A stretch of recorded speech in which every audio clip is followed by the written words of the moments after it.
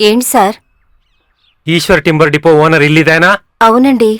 అప్పు అమ్మగారు మీరేనా? నేనే. కనిపించకుండా పోయిన తంగ మీ ఇంట్లో పనిచేసేదా? అయ్యో సార్, తను నాకు ఇంట్లో అన్ని పనులు చేసి పెడుతుంది కానీ తను నేనెప్పుడూ పని మనిషిలా చూడలేదు. ఆమె గురించి కొన్ని సంఘటనలు మాకు తెలియాలి. లోపలికి రండి, లోపల కూర్చుని మాట్లాడుకుందాం.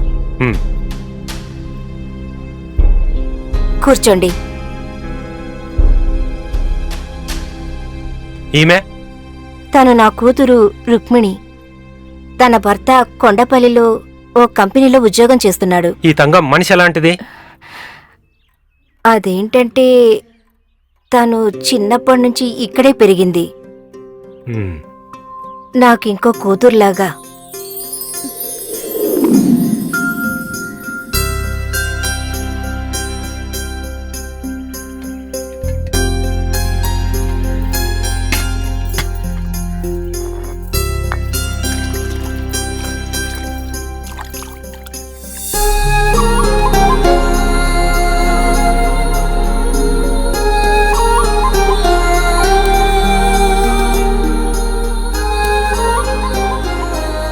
ఏంటమ్మా, వాడితో ఆడుకోటానికి వెళ్తావా?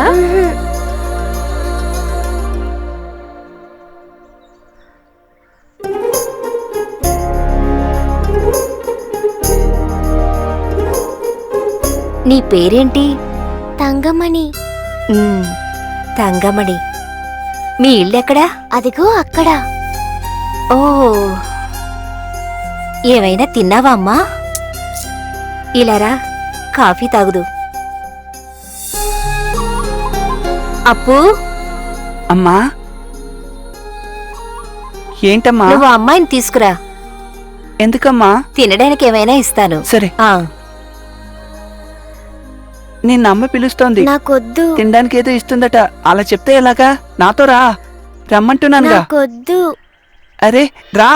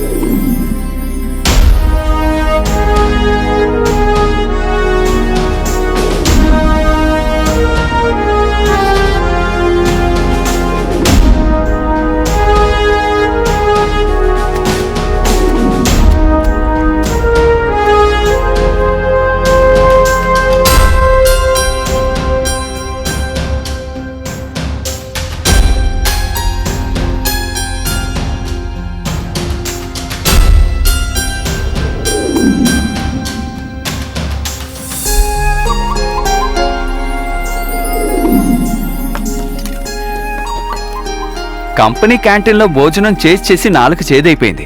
ఇప్పుడు ఇంటికొచ్చి భోజనం చేస్తుంటే ఏదో స్వర్గంలో ఉన్నట్టుంది. ఈ అమ్మాయిని తీసుకెళ్తే మీకు బాగా వండి పెడుతుందిగా. ఇప్పుడు ఇచ్చే జీతం సరిపోవట్లేదమ్మా. ఇంక్రిమెంట్ వచ్చిందనుకో, దీంతో పాటు పిల్లని తీసుకెళ్లిపోతాను. ఏమంటావు? అమ్మకు బాగా తెలుసు, క్వార్టర్స్ లో ఏదో సంతోషంగా ఉందాం అనుకుంటున్నావు. అక్కడ చాలా కష్టం ఉండలేవు. అయితే మిగతా వాళ్ళు ఎలా ఉంటున్నారు? అక్కడ ఉన్న వాళ్ళందరూ ఉమ్మడి కుటుంబం వాళ్ళు. ఒక్క రూమ్ దొరికినా చాలు ఆ కుటుంబం నుంచి హ్యాపీగా బయటకు వచ్చి బతకచ్చు అనుకునే వాళ్ళు చాలా మంది ఉన్నారు. ఇక్కడ దానికేం లోటు? చక్కటి గాలి, మంచి వాతావరణం కదా, మంచి గాలి ఉంది. ఇంకా మందు కొట్టని కూరగాయలు కూడా దొరుకుతాయి. ఎంతకన్నా మించి ఇంకేం కావాలి చెప్పమ్మా? భర్త ఉండే చాటే భార్య కూడా ఉండాలి, అది ఏ నరకమైనా సరే. ఇన్నాళ్ళు ఎలాగే వెయిట్ చేసావు కదే, ఇంకొద్ది రోజులు వెయిట్ చేయి. నేను తీసుకెళ్తాను. మన కుటుంబానికి సరిపోయి ఒక మంచి ఇల్లు నేను వెతుకుతాను. ఇంక్రిమెంట్ రాగానే. అరే నవ్వకండి, ఇంతవరకు చెప్పినట్టు కాదు, ఈసారి ఖచ్చితంగా ఇంక్రిమెంట్ ఇస్తారు. నువ్వేంట్రా ఇంకా ఏ ప్రశ్నలు అడగలేదు? అక్క చెప్పిన దాంట్లో కూడా న్యాయం ఉంది కదా బావా. ఎన్ని రోజులు ఒంటరిగా ఉంటుంది? అలా బుద్ధి చెలాగా చెప్పు తంగయ్యకి. అప్పుడే అనుకున్నాను ఆడవాళ్ళిద్దరూ ఒకటైపోయారు. ఇదేరా ఆడవాళ్ళ గుణం అంటే. వీళ్ళు ఒకటయ్యారనుకో ఇంకా మన పని అంతే. నా కడుపు అయ్యో నిండు. మిమ్మల్ని భోజనం ఆపమని ఇంకా అనలేదండి. తిన్నాననుకో నన్ను హాస్పిటల్ అడ్మిట్ చేయాల్సి ఉంటుంది, జీర్ణం అవ్వలేదని. ఒక 2 గ్లాసులు పాయసం పోయి. అయ్యో పాయసం మొత్తం మీరే ఈ తాగకండి, అరటిపండు నేను కూడా తాగాలి. తీసుకెళ్ళమ్మా. సరే నువ్వు కూర్చుని ఈ ఆకులన్నీ తిను. అక్క ఇలాంటప్పుడే కదా బావ తిన్న భోజనం నువ్వు తినగలవు. నువ్వు కూర్చొని తిను. అమ్మాయి నువ్వు కూడా వచ్చి కూర్చొని నేను వడ్డిస్తాను. నాకిప్పుడు వద్దమ్మా. భలే చెప్పారులేమా. వంటగదిలో కింద కూర్చుని కూరలు పాత్రలు చుట్టుగా పెట్టుకుని పోసుకుని తింటేనే తనకి తృప్తి అని ఊరికే తెలుసు కదా. పో, పో, దిష్టి పెట్టుకో. ఆ, ఊరగాయ పెట్టండి.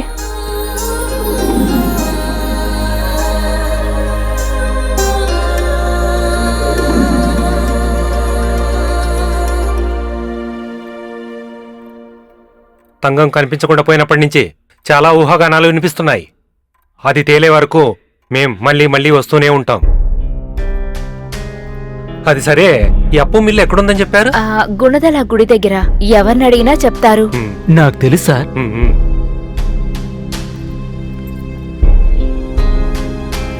చూడండి, మీరేం భయపడనక్కర్లేదు. కొత్త ఎస్ఐ కదా, అందుకే ఫార్మాలిటీగా వచ్చుంటాడు. కొన్ని రోజులు అయిపోగానే ఇవన్నీ సర్దుకుంటాయి. మీరేం భయపడకండి, నేనున్నాను కదా. అప్పు ఇప్పుడు ఏం చెప్తాడో తెలియడం లేదే దేవుడా. ఈ విషయంగా ఇంకా మనకి ఎన్నెన్ని సమస్యలు వస్తాయో ఏంటో. నువ్వెందుకే నన్ను అలా భయపడతావు? అయ్యో ఇదిగో వస్తున్నానమ్మా.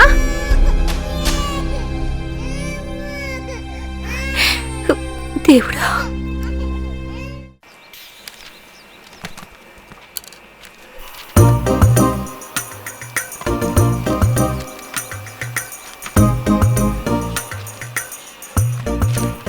అవును, నువ్వు ఇంకా వెళ్ళలేదా? ఎందుకు ఇక్కడికి వచ్చావు? అది నేను నీతో ఒకటి చెప్దామని ఇక్కడికి వచ్చాను. ఏంటో చెప్పు. అది ఏంటంటే అప్పు బాబు, ఉమ్, ఆ ఎద్దుల బండి వచ్చేసింది. రెడీగా ఉన్న దుంగలు ఇచ్చేయమంటారా? ఎవరొచ్చారు? ఆ జోసెఫ్ హంసా వచ్చారు. వాళ్ళకి ఏది అవసరమో అది ఇచ్చేయండి. తర్వాత లెక్క బుక్ లో కరెక్ట్ గా రాసుకోండి. ఈసారి మాత్రం వాళ్ళకి రేట్ ఎక్కువ అని చెప్పేయండి. ఉమ్. ఓకే. నేను నీకొకటి చెప్దామని వచ్చాను. ఏంటో చెప్పమని చెప్పాను కదా. అది రహస్యంగానే చెప్పాలి. అదేంటి అంత రహస్యంగా మాట్లాడాలా? అదేంటంటే నాకు ఛ! అప్పు బాబు, ఏయ్, నువ్వు ఎక్కడికి వెళ్తున్నావు? వింటున్నాను కదా. బాబు మీకు ఇవ్వాల్సిన డబ్బు గురించి నాదన్ సారు మీకు ఇవ్వమని చెప్పారు. ఒక్క నిమిషం ఆగు. దీంట్లో అన్ని డీటెయిల్స్ గా ఉంది. నెమ్మదిగా కూర్చుని చూసుకోండి. నేను ఇప్పుడు వచ్చేస్తా. ఆ, అయితే తంగా,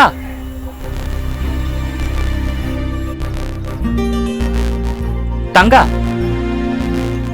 నీకేమైంది? మతిపోయిందా? ఏకాంతంగా నీతో కాసేపు కూడా మాట్లాడలేకపోతున్నాను. అంత రహస్యమైన విషయం ఏంటి? ముందే చెప్పొచ్చు కదా.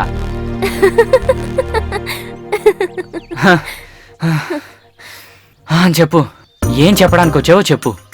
అది చెవులోనే చెప్తాను. అంత రహస్యమా ఏంటి? అది చెప్పు చెప్పు, త్వరగా అది చెప్పు. అది నువ్వు నాకు గాజులు తీసుకురావాలి. ఇదే రహస్యమైన విషయమా? పో పో. హ్మ్. అంగడికి వెళ్తే తీసుకురా. నువ్వే ఆశపడి అడిగావుగా, కొనుక్కునొస్తా. అవును, నీ సైజ్ ఎంతని చెప్పలేదే. అయ్యో మర్చిపోయాను. కావాలంటే నన్ను తీయమంటావా?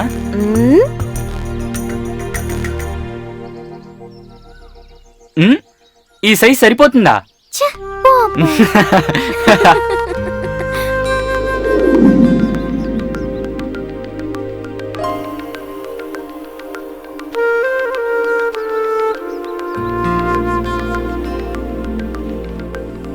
నేనే ఆర్డర్ ఇచ్చినా మీరు బాగా చేస్తారా? మిమ్మల్ని నమ్మచ్చా?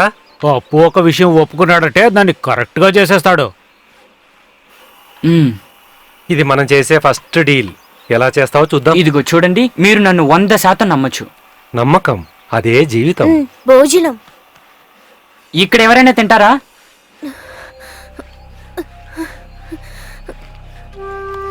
ఓకే అప్పు, వస్తా. ఓకే ఓకే సార్, వెళ్ళండి వెళ్తాం. వెళ్ళండి. థ్యాంక్ యూ, వస్తాం. నువ్వు చెప్పినట్లే సరిగ్గా చేసిస్తాడంటావా?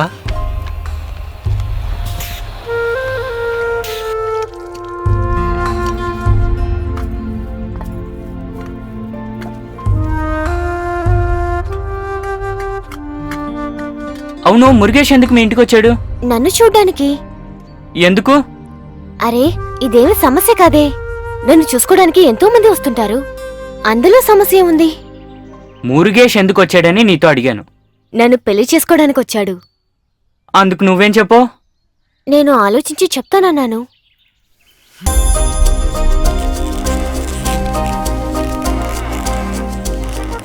అప్పు ఏంటిది? వచ్చి భోంచి. నాకు భోజనం అక్కర్లేదు, తీసుకునెళ్ళి వాడికేవు. అప్పు మర్యాదగా వచ్చి తిను. వద్దన్నాను కదా. అప్పు నేను నీ తంగ చెప్తున్నా, వచ్చి భోంచేయి. నేను తమాషాకే అన్నాను. రా అప్పు. నేను రాను.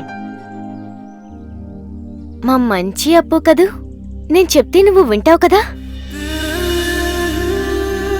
ఈ మాట నువ్వు మనసులో నుంచే చెప్పావా? మరి నిన్ను కాకుండా వేరే ఎవరిని పిలుస్తాను? నిజంగానా? ఒట్టు.